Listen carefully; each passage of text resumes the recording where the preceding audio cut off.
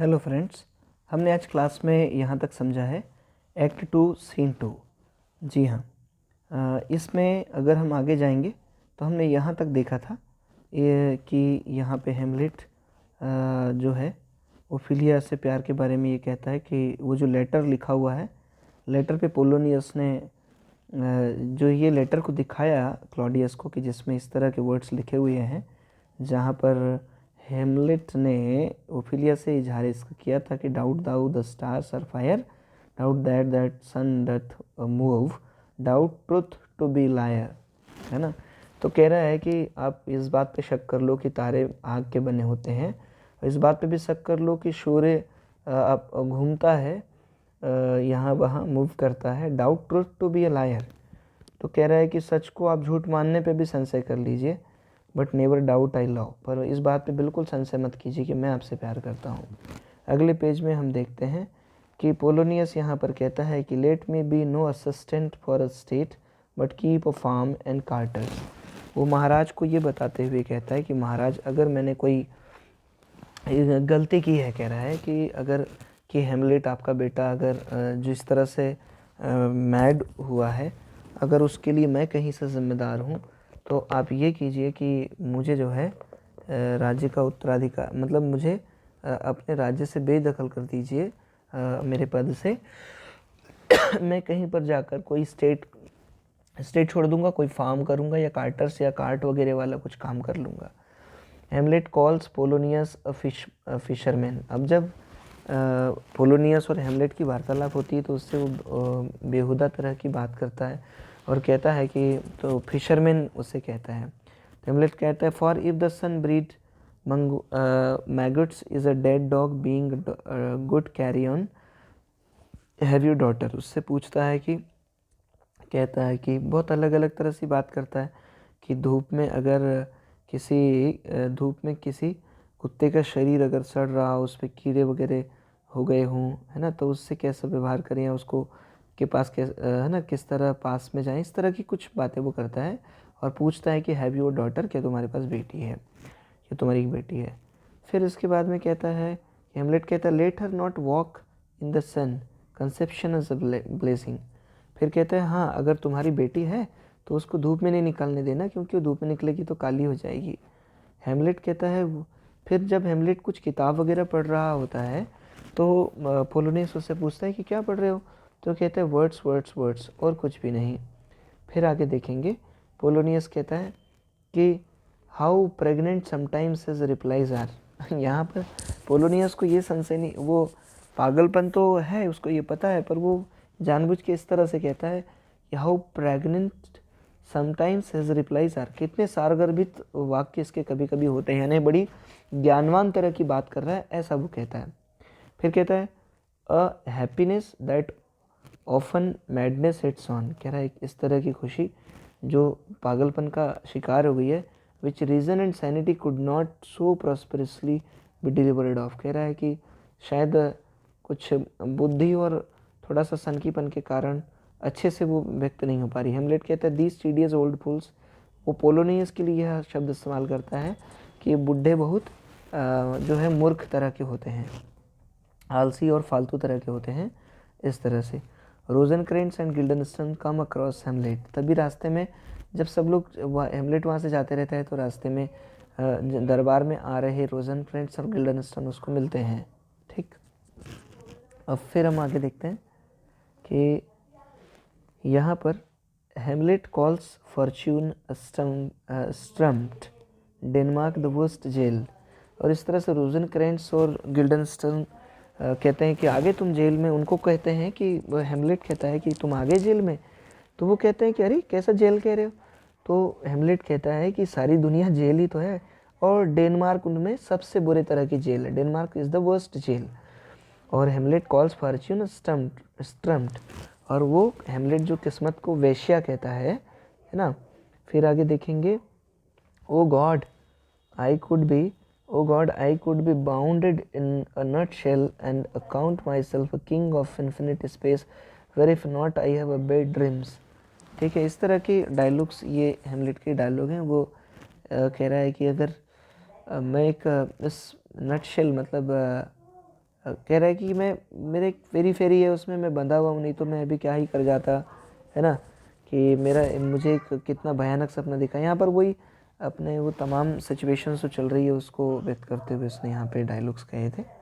फिर इसके बाद देखते हैं आगे। Rosencrantz has come across the players on the way who have come to entertain हेमलेट।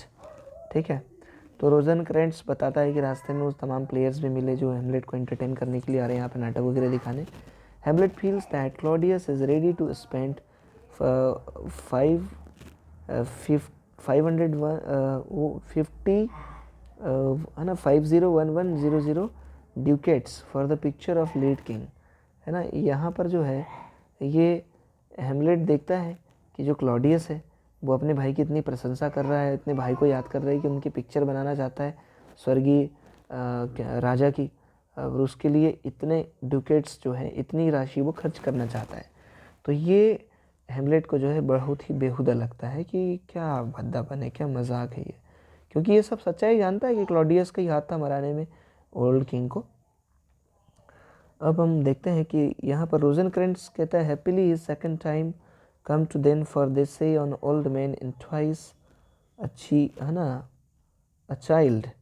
तो कह रहा है कि यहाँ पे हेमलेट और रोजेनक्रेंट्स की जब बातें होती कह रहा है कि हाँ हाँ बुढ़ापा भी तो एक दूसरा बचपन की तरह ही होता है। ठीक है, इस तरह से वो सब बातें करते हैं। Hamlet wants all artist to come on donkeys. Hamlet उन सभी से कहता है, उनको ये बताता है कि एक्टिंग कैसे करनी है सब चीज़ें, और ये कहता है कि सभी लोग गधे, जितने भी एक्टर्स हैं वो गधे पे आना चाहिए। कॉल्स पोलोनियस जेफ्था जज ऑफ इज़राइल, और बाद में पोलोनियस को क्या कहकर बोलता है कि जेफ्था है, कहता है, क्या कहता है, जेफ्था। जेफ्था किसका नाम है, जज ऑफ इज़राइल, इज़राइल का जज है कहता है, देख बात करता है मनमानी कुछ तो भी बोलता है। हेमलेट रिक्वेस्ट द आर्टिस्ट टू, है ना, किस बात के लिए रिक्वेस्ट करता है कि अच्छे से एक्टिंग करेंगे सब चीज़ों की। ठीक है ना, कह रहा है कि कुछ ज़्यादा भी ख़राब तरह से नहीं, ज़्यादा भी अच्छे तरह से नहीं, किसी की संशय ना हो, इस तरह से। फिर आगे बढ़ते हैं। हेमलेट कहता है it comes to pass as most like it was. कह रहा है कि एक्टिंग वैसी ही होनी चाहिए जैसे रियल में है। कह रहा है कि अगर उससे ज़्यादा कुछ करेंगे या कम कुछ करेंगे तो मज़ा नहीं आएगा। हेमलेट टॉक्स विथ आर्टिस्ट्स, है ना, आर्टिस्ट से हेमलेट यहाँ पर कन्वर्सेशन करता है, जो नाटक मंडली के आर्टिस्ट हैं उसको एंटरटेन करने, उनसे एनियस, डीडो, रगेट फायरस, हाइक, है ना। तो यहाँ पर ये एक बेस्ड जिसका बैटल विथ प्राइम, प्राइम के साथ बैटल हुआ था, इन तमाम चीज़ों के बारे में बात करता है, किससे, उन आर्टिस्ट से बात करता है, राइट, जो उसको नाटक पे आए हैं एंटरटेन करने। फिर यहाँ पर साइक्लोप्स मार्स बैटल, है ना, साइक्लोप्स और मार्स का जो युद्ध हुआ था उसकी भी चर्चा होती है। यानी उससे पुराने नाटकों में इन्होंने जो प्रदर्शित किया था या पहले नाटक प्रस्तुत किए थे उस तरह की उन तमाम चीज़ों के बारे में बात करते हैं। हेमेस रिक्वेस्ट टू डिस्क्राइब अबाउट हेक्यूबा, तभी नाटक मंडली के कलाकार से वो हेक्यूबा एक रानी है उसकी कहानी बताने को कहता है। फिर वो कहता है कि then murder of Gonzago 16 lines of speech. कह रहा है फिर मर्डर ऑफ गोंजागू ये तुमको दिखाना है, कहता है नाटक में। और यहाँ पर मर्डर ऑफ गोंजागू तो, और कह इसके लिए 16 लाइन का स्पीच लिखा है हेमलेट ने। कहता है कि ये स्पीच को ऐसे ही बोलना है जैसे मैं बता रहा हूँ। ठीक है, आगे देखते हैं। ठीक है, फिर इसके बाद देखेंगे कि अब यहाँ पर चूँकि अब ये सब चीज़ें हैं, अब नाटक मंडली तैयार हो रही है नाटक प्रदर्शित करने के लिए, पर ये सब चीज़ें जो है बदला लेने में हेमलेट को काफ़ी देर होते जा रही है। तो यहाँ पर हेमलेट अपने आप से कहता है कि ओ वाटर रोग and peasant slave I am. कह रहा है कि कितना बड़ा आवारा हूँ, कितना बुरा तरह का मैं गुलाम हूँ। It is not monstrous that this player here compare self weak as John, है ना। अच्छा, यहाँ पे क्या कह रहा है, और it is not monsters that this player here, मतलब ये वही इस बात पर दुखी हो रहा है कि मैं अभी तक बदला नहीं ले पाया हूँ। कह रहा है कि मैं क्यों देर कर रहा हूँ बदला लेने में, इस तरह की बातें तीसरी सॉली लिखी है ना। यहाँ पे ये जो लिखा है मैंने 241 यानी पेज नंबर ये जिक्र है उसका, एक्ट सेकंड और सीन सेकंड। तो आप इसके लिए एक आसान सा तरीका अपनाएंगे कि इसको याद रखने के लिए कैसे याद करेंगे आप, तो आप एक्ट सेकंड और सीन सेकंड, तो इसके लिए आपने लिखा 22 और आप इसके आगे लिखेंगे रूख। ठीक है, इस तरह से ROGUE, बाबिस रोग, ये वाला रोग। तो आपको याद रहेगा कि सेकंड एक्ट सेकंड सीन में वाटर रोग वाली जो सोलिलोक्वी वो आई है इस तरह से। तो सोलिलोक्वी के ऊपर इसी तरह के सवाल होते हैं कि कौन से एक्ट के कौन से सीन में आया है, इस तरह से आगे बढ़ेंगे। अब हम आगे बढ़ते हैं और अब हम तीसरे एक्ट की तरफ जा रहे हैं, राइट। तीसरे एक्ट का फर्स्ट सीन हम यहाँ पर देख रहे हैं। तो तीसरे एक्ट के फर्स्ट सीन में किंग क्लॉडियस, रोजेनक्रेंट्स और गिल्डनस्टर्न ये सब लोग बात करते हैं हेमलेट की मैडनेस के बारे में। Talk about the madness of Hamlet. Ophelia engaged in reading a book. Ophelia जो है किताब पढ़ने में व्यस्त है। पोलोनियस कहता है I hear him coming, let's withdraw my Lord, है ना। पोलोनियस कहता है कि चलो अब ये सब बातें अभी बंद करते हैं क्योंकि हेमलेट आ रहा है शायद, क्योंकि वो उसको टेस्ट करने वाले हैं, हेमलेट के प्यार को टेस्ट करने के लिए वो ये सब करते हैं। तो हेमलेट यहाँ पर फिर चूँकि जब बाद में सब लोग चले जाते हैं तो हेमलेट की सोलिलोक्वी जो है, ये चौथी सोलिलोक्वी यहाँ पर आती है कि टू बी और not to be that is a question, to die और to sleep no more and be sleep say we end. तो टू बी और नॉट टू बी ये सबसे फेमस सोलिलोक्वी है हेमलेट की। अब आपको ये याद रखना है चूँकि ये कौन से एक्ट में और कौन से सीन में आई है।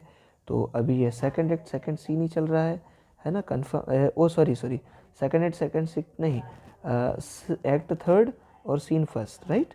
एक्ट थर्ड और scene first, act third scene first. तो यहाँ पर ये है। अब हम आगे बढ़ते हैं। तो इसके लिए टू बी और नॉट टू बी, ये इसके लिए इसको पूरा याद रखेंगे, टू बी और नॉट टू बी, और इसके लिए कोड याद रखेंगे 31। टू बी और नॉट टू बी 31 है ना, 31 टू बी और नॉट टू बी, मतलब तीसरे एक्ट के फर्स्ट सीन में टू बी और नॉट टू बी वाली सोलिलोक्वी आई है। फिर आगे देखते हैं। अब यहाँ पर ओफिलिया जो है उसको आके तमाम गिफ्ट लौटा देती है। हेमलेट कहता है that if you be honest and a fair your honesty should admit no discourse of your beauty. यहाँ पर हेमलेट उसको समझाता है, चूँकि अकेले में यहाँ पर हेमलेट का प्यार टेस्ट करने के लिए उन्होंने रचा है कि ओफिलिया को और हेमलेट को अकेले में मिलने देते हैं। तो हेमलेट यहाँ पर कहता है कि that if you be honest and fair, अगर तुम ईमानदार और सुंदर हो, your honesty should admit no discourse to your beauty. कह रहा है कि आपकी ईमानदारी के रास्ते में खूबसूरती नहीं आनी चाहिए, है ना। ओफिलिया कह रही है कि could beauty my lord have better comments than with the honesty. क्या खूबसूरती का स्थान ईमानदारी से ऊपर हो सकता है। अब यहाँ पर इस तरह की बातें इनके बीच में होती है और हेमलेट कहता है you should not have believed me for virtue can not so inoculate on old stock but we shall relish of it, I loved you not. फिर कहता है तुम्हें मेरा विश्वास नहीं करना चाहिए था, तुम्हें मेरा विश्वास नहीं करना चाहिए था, तुमने मुझे ज़्यादा सतगुणी नहीं मान लेना चाहिए था, मैंने तुमसे कभी भी प्यार नहीं किया, इस तरह की बात उसने कह दिया। हेमलेट कहता है get there to a nunnery why wouldn't thou be a breach of sinner. ठीक है ना, ब्रीडर ऑफ सिनर, ब्रीडर यानी पैदा करने वाला। तो कह रहा है कि यहाँ पर फिर इनके बीच में वार्तालाप होती है। तो ओफिलिया का ये कथन है कि तुम इस तरह से बर्ताव मेरे साथ क्यों कर रहे हो, मुझसे प्यार करते हो, फिर ऐसा व्यवहार मेरे साथ क्यों कर रहे थे। हेमलेट कहता है अरे ये सब छोड़ो, कहता है अपने आप को, मैं चाहता हूँ कि है ना तुम किसी आश्रम में चले जाओ। कह रहा है इन पापियों की औरत बन के जो है उनके बच्चे पैदा करने के लिए, पापियों की माँ बनने की बजाय तुम किसी आश्रम में जाके नन वगैरह बन जाओ, कह रहा है। ठीक है ना, इन पापियों के बीच में मत रहो, ऐसा कहने का किसका मतलब है, हेमलेट का मतलब है। अब यहाँ पर आगे देखेंगे कि हेमलेट कहता है I am very proud revengeful ambitious. मैं कह रहा है कि बहुत मुझे गर्व है, घमंड है, बहुत ही मैं रिवेंजफुल बदला लेना चाहता हूँ, और एम्बिशियस मेरी बहुत सारी महत्वाकांक्षाएँ हैं, तुम्हारे से प्यार करने के लिए मेरे पास टाइम नहीं है। ठीक है ना, इस तरह की बातें उसने कही। फिर यहाँ पर देखेंगे कि हेमलेट कहता है कि let the doors be shut upon him that he may play the fool now nowhere but in his own house. फिर कहते हैं तेरे पिताजी कहाँ हैं, है ना। यहाँ पर हेमलेट ने ओफिलिया को पूछा था कि तुम्हारे पिताजी कहाँ हैं। फिर उसने बोली थी घर पे हैं। ठीक है, बोले उसको घर पे रहना, बाहर आके सबको पागल करता है ना, सबको पागल बनाएगा, मूर्ख बनाएगा, कोई मतलब नहीं, बोले उसको बाहर मत निकलने दो, माहौल ख़राब करेगा। ठीक है, इस तरह से उसने किससे कहा, ओफिलिया से तमाम बातें कही। फिर इसके बाद देखते हैं कि यहाँ पर हेमलेट कहता है if thou will marry a fool, अगर तुम शादी करना चाहती हो तो किसी मूर्ख से शादी करो, for wise man know well enough what monsters you make of them, क्योंकि बुद्धिमान लोग जानते हैं कि तुम अच्छे लोगों का किस तरह से राक्षस बना देते हो। यानी इसका इशारा वो था कि कहने का मतलब हेमलेट के दिल में वो बात थी कि उसकी माँ ने जो व्यवहार किया कि किस तरह से जो है अपने पति की ही मौत कर दी, तो इसीलिए ये सब चीज़ों को ध्यान में रख के हेमलेट ने उसे कहा कि अगर शादी करना चाहती है तो किसी मूर्ख से शादी करना, क्योंकि बुद्धिमान लोगों से शादी करके तुम उन लोगों का बहुत बुरा हाल करते हो, उनको बहुत मॉन्स्टर बना के छोड़ते हो। फिर यहाँ पर अभी ओफिलिया भी चले गई या वो खुद चला गया अलग, सब लोग अलग हो गए। तो ये 5वीं सॉली लिखी। फिर सबके जाने के बाद हेमलेट चूँकि यहाँ से चला गया, हेमलेट बोलता है women do make up to cheat man. यहाँ पे ये भी बात कही उसने कि हेमलेट ने यहाँ पर ओफिलिया को कि महिलाएं जो है पुरुषों को धोखा देने के लिए मेकअप करती हैं। अब यहाँ पर 5वीं सॉली लकी जो है ये इसमें नाटक में आती है कि ये ओफिलिया की है ना। Oh what a noble mind is here, oh earthworm the countries scholars eye tongue sword Claudius प्ला, है ना। ये इस तरह की जो है यहाँ पर यहाँ से यहाँ तक की जो है 2 लाइन शुरुआत की मैंने लिखी है। तो यहाँ पर ओफिलिया कहती है कि ओह, कहती है कि समय कितना बलवान होता है, किस तरह से अच्छे अच्छे आदमी की बुद्धि जो है यहाँ पर भ्रष्ट हो जाती है। एक ऐसा आदमी जो इतना बुद्धिमान हुआ करता था, इतना जिम्मेदार आदमी, आज इस तरह से पागल हो गया है। तो उसको बड़ा आश्चर्य होता है कि ये क्या हो गया, और अपने आप को वो जिम्मेदार ठहराती कि प्यार में धोखा देने की वजह से ऐसा हुआ है, गहरा असर उसके दिमाग पर पड़ा है। फिर अब यहाँ पर आगे बढ़ते हैं। तो यहाँ से ये बात साबित नहीं होती, इस तरह के ओफिलिया और हेमलेट के कन्वर्सेशन को सुनने से ये बात साबित होती है कि मतलब क्लॉडियस कहता है कि इनके बीच में लव अफेयर जैसी कोई बात समझ में मुझे आ नहीं रही है। तो क्लॉडियस ये प्लान करता है कि सेंड हेमलेट टू इंग्लैंड। कहता है अरे यार यहाँ पे रह के बहुत माहौल ख़राब कर रहे थे, इसको इंग्लैंड भेजते हैं जल्दी से। और ये इसका बहाना क्या है, किस बहाने से भेजना चाहता है, to demand the payment of tribute that is due to them, है ना। इस बहाने से भेजना चाहता है कि जाओ इंग्लैंड जाओ, देख के आओ इंग्लैंड जो से हमको जो टैक्स की राशि आती है उन्होंने दिया नहीं है, तो उसको देख के आएंगे, ठीक है। यानी आप देखिए कि क्यों नहीं अभी तक भेजा है, ये सब पता करके आई। तो इस तरह से इंग्लैंड भेजने का उसको प्लान बनाता है। यहाँ पे नोट करने वाली बात है कि सारे के सारे डायलॉग्स जो हैं होरेशियो के द्वारा, होरेशियो को जितने भी डायलॉग्स बोले गए वो हेमलेट के द्वारा बोले गए, होरेशियो की किसी और से कोई भी वार्तालाप नहीं हुई है। आगे देखेंगे तो क्लॉडियस जो है यहाँ पर madness in great ones must not unwanted unwatched go.